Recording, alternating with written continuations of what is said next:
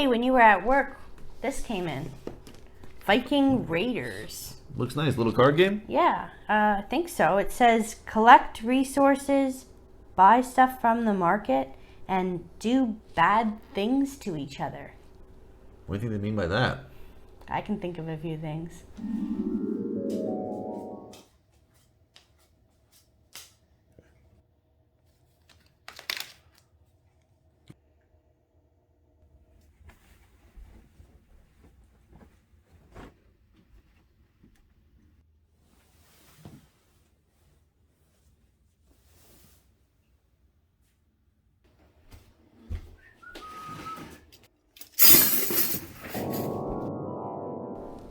Maybe, but it's a Viking game, so I kind of think it might be something more like... You know what? Raid me again. I dare you. As soon as you stop raiding me. Skull! We have Viking Raiders here. This is a game of strategy, action, and mayhem. Play with your friends as a Viking chief and try to have the biggest navy, the largest amount of loot, and the most successful clan. Do so by surviving multiple rounds of raiding and plundering from your friends, and maybe participate in some of the bloodthirsty action yourself. This is a 2 to 5 player game designed by Morton Billcliff, and it runs you about 45 to 60 minutes. Ages 9 and up can play. Nick is going to go through how you play, and then we'll give you our final thoughts. All right, welcome to our table here, learning to play the game Viking Raiders. First thing you're going to do is you're going to decide what kind of game would you like to play. Would you like to play a quick game, a normal game, or a long game? In this case, I have a 4-player game set up. Let's do a normal game. So we have a chart here on this card that tells us in a normal game with 4 to 5 players, you're going to have 6 victory point win condition. So we're going to grab that 6 victory points, put it right there, and it's going to remind us the game will end and there will be a winner crowned when someone has 6 victory points in each of 3 categories, which we'll go over. So now that we have our limit, our time limit set, what we're racing to, we're going to go ahead and deal out 8 of these market cards to the board, and we're going to deal out 6 Viking cards to each player. So I'll take my 6 and the other players will grab theirs. I'm going to throw them off camera to the right, and let's learn to play. So what a turn looks like in Viking Raiders is you're going to draw 2 cards from the Viking deck over here, which has a Viking on it, and the market deck over here is separate. That's what comes out on the table. So anytime you're told to draw cards, you're going to take it from the Viking deck. 2 cards, so now you're going to have 8 cards. From there, on our turn, we can do an action. We can play an action card, which is signified by an A over here at the top of the card. So I have 2 of those in my hand currently. I could play one of those. Alternatively, or both, you can do both of these actions. You can also go ahead and buy a market card. You can do that in either order, or you can simply pass if you would not like to do either of those options this round. So in this situation, in order to buy a market card, I would have to meet the requirements at the bottom of these market cards here. Some of them have prerequisites, like this card here. This one says I have to have a Navy VP already. Victory points, VP, are listed at the top left of every card. So this Navy one is a 2 victory point, and this goes to the win condition, where we need 6 in all these categories. There are 3 categories: Navy, which has a dark blue border, and it also says the word Navy below whatever card it is. We also have loot cards, which have a gold border and say the word loot. And we have a clan category right there. It has a dark green border. So we have the requirements down here of what it takes to acquire this card. We have the victory point total, and we have the type of card it is, the category. On my turn, let's say I want to buy this armory. It would cost a wood and a gold. So I would spend, let's see if I have a gold and a wood. I do. I would spend these 2 cards, these resources, a wood and a gold. They'd be discarded from the game, and I would acquire this armory card face up into my tableau. So now I have 1 victory point in the loot category. This would then immediately replenish back to 8. There we go. Then that could be the end of my turn, or I could decide I'm going to do an action as well. In order to do an action, I would again decide that I'm going to go ahead and play one of these A cards here. The main action I want to go over is raiding. So if I were to play this card, I would raid another player. So I play my one single action, which I'm allowed to play, discard this, and I would say I would raid my friend, whoever, over here, and they would have a set of cards that they have in their tableau as the game progresses. So let's say for sake of this example, they have these two cards, and I say I want to raid their loot category. Well, they have two cards in their loot category, so they're going to have 2 raid protection as well. How many ever cards they have in that category, they get protection that many times. So they're going to have 4 cards. What they're going to do is they're going to shuffle up these 4 cards so the other player doesn't know which are the raid protection and which are the cards they are trying to raid. And then I would decide to pick one of these cards. And I pick this, and I get to keep this because I did not pick any of the raid protections. I get to keep that. It is now part of my tableau. These go back to the raid protection deck, and this goes back to the owner because I did not pick it. That is how raid works. There are various actions, though, not just raid actions. I have one that's just to outright steal a Navy card worth 1 victory point from another player. There's no need to raid. I can just play this card my next turn because I can only play 1 action per turn. And I would get a victory card. I would just steal it from another player. My choice. That's another type of action. Let's look at some other types of actions. Buy any card from the market for 2 less resources. And you do not need that victory point prerequisite. So I could buy this one right here that normally I would need 2 loot VP victory points. It says right there you need 2 in order to buy this card. This overrides that. So I can pay 2 less. I can just pay a stone and a gold, and I can go ahead and take this card even though I don't have 2 loot VP. That is what this one does. This one lets me draw 3 more Viking cards, and again, whenever it says draw cards, you're always going to draw the Viking. You're not going to be drawing these, unless it says market cards in this situation. Draw 3 cards, and I may buy 2 items from the market. Normally, I can only buy a single card per turn. This one allows me to buy 2. That's very handy. Plus, I'm going to be drawing 3, hoping to be able to buy that many cards, because you need resources for all these things. This card here isn't an action card. Actually, it's a secret that you know you need 1 less victory point in the loot category because you actually have a victory point in your hand for loot. So you only need 5 in your tableau as opposed to 6 because you actually have some hidden information right there that you have a victory point in that category. So you're going to see these type of cards as well that aren't action. It actually says right here, victory point. It's not an action. You don't play it. You don't want other people to know that you actually have that. Here's another one, for example. Take any card from the market. You do not need victory points. Again, you can just take that outright with this card. Very powerful. You also have cards that are wilds. You have this one, which is a choose 1. It's a wild of 2. There are other cards that are a wild. This one's actually a choose 1. There's actually other cards that are choose 2. Really powerful cards like a gold stash. I'm not sure if I have any of those in my hand, but yep, I do. There's an example. Choose 2. So that's the most powerful card as far as buying things from the market because now this card valued at 2. Alternatively, if you don't have the things to buy any of these and you do have cards, you can get rid of a couple cards and do a trade in order to acquire cards out here in the market. So those are action cards right there. You're going to go ahead and play out the turn as described of playing out action cards and or playing out cards in order to buy things from the market. That will be your turn after you draw the 2 cards. You always draw 2 cards first, then you decide how you're going to play out your action. And it's going to keep going around the table just like that until someone meets this victory condition. So that's how you play the game. I'm also going to add that there are modules to this game. So the one I'm going to cover is called Chief, the Chief module.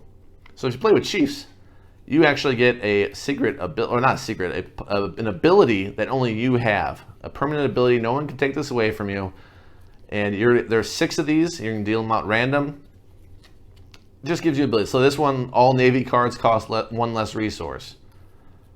2 more raid protection cards when your clan is raided. For when your clan, see how it says clan? So it only impacts this category of clan. So all your clan cards, so you want to stock up on that because it's actually a threat for people to try to steal from you your clan cards.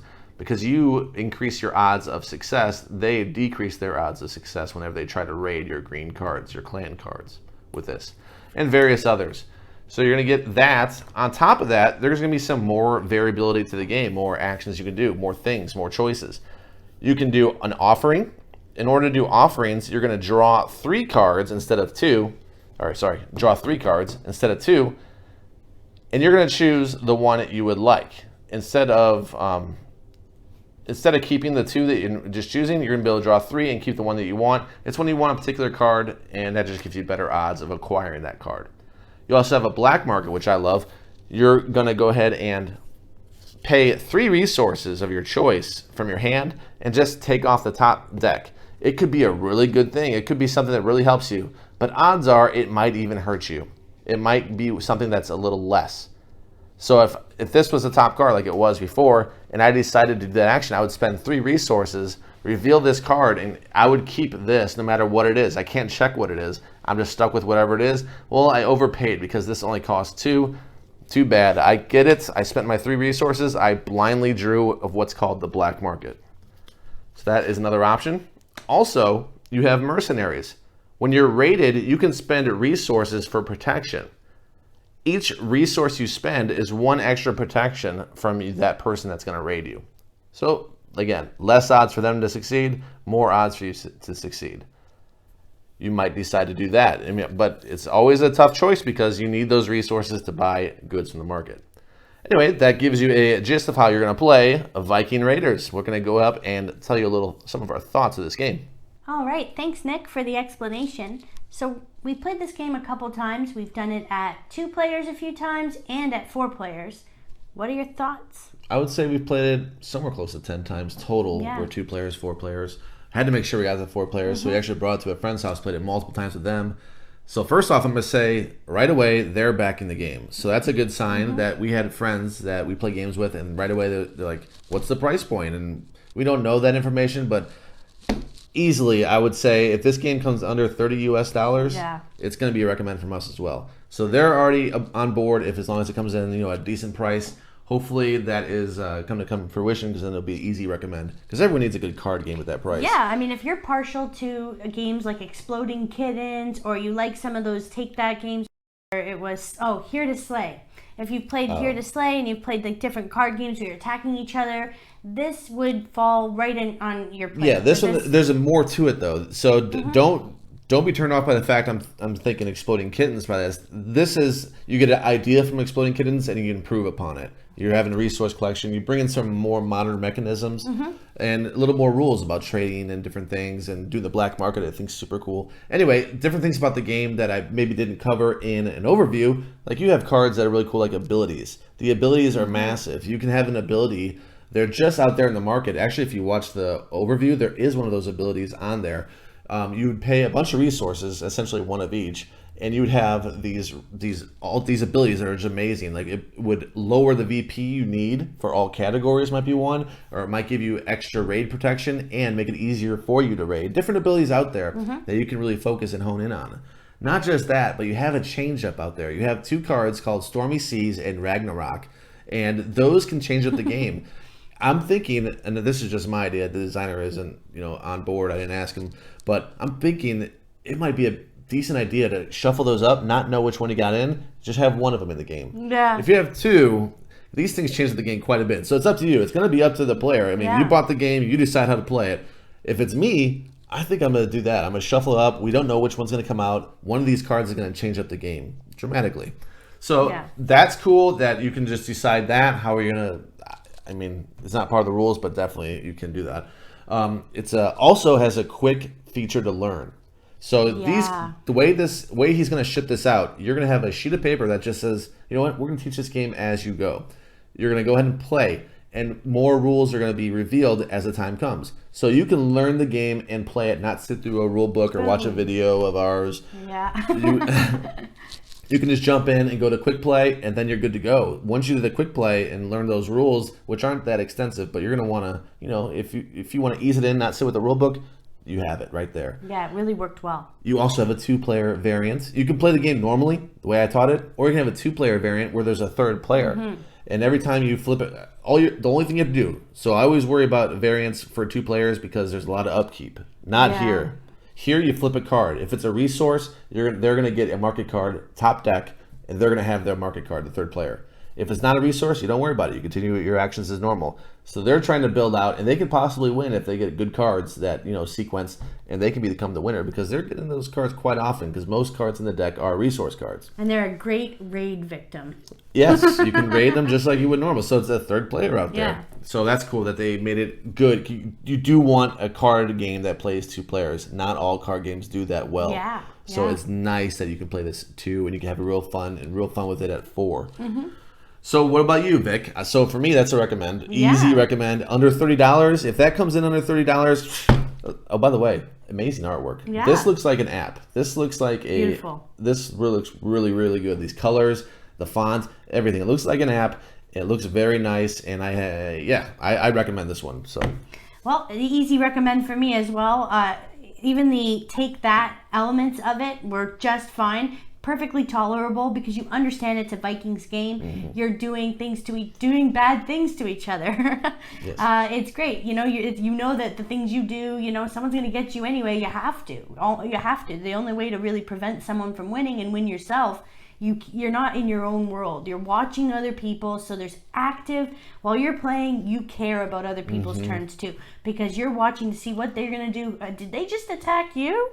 Are you going to attack them back? Are you just going to victimize them? Do they just, you know, don't have enough cards, let's say, and they have like a 3 value, and you just see that sitting there because they've lost all their ability to add additional raid protection cards?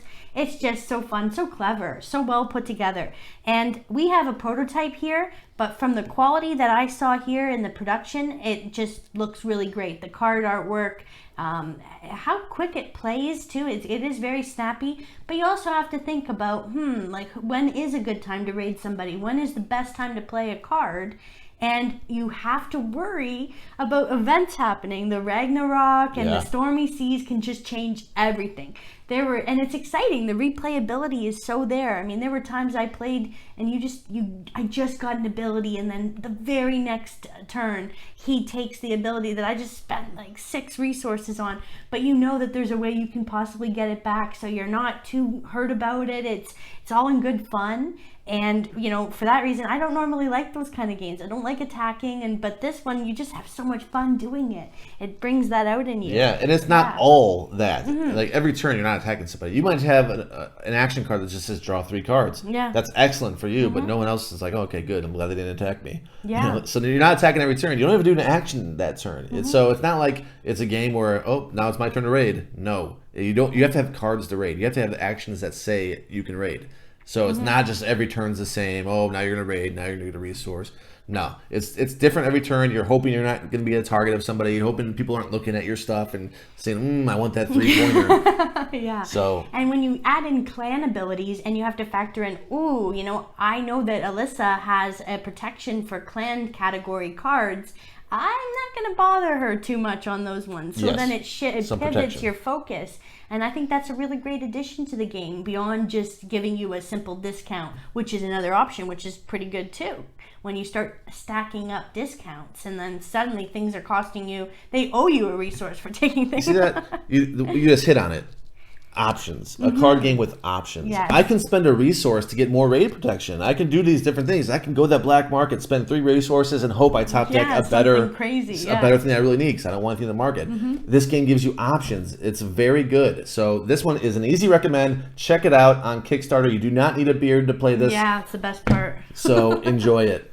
Thank you so much for watching today. We hope you enjoyed this video. If you did, please give it a thumbs up, like, and subscribe to our channel for more great videos. And make sure you back Viking Raiders. Bye.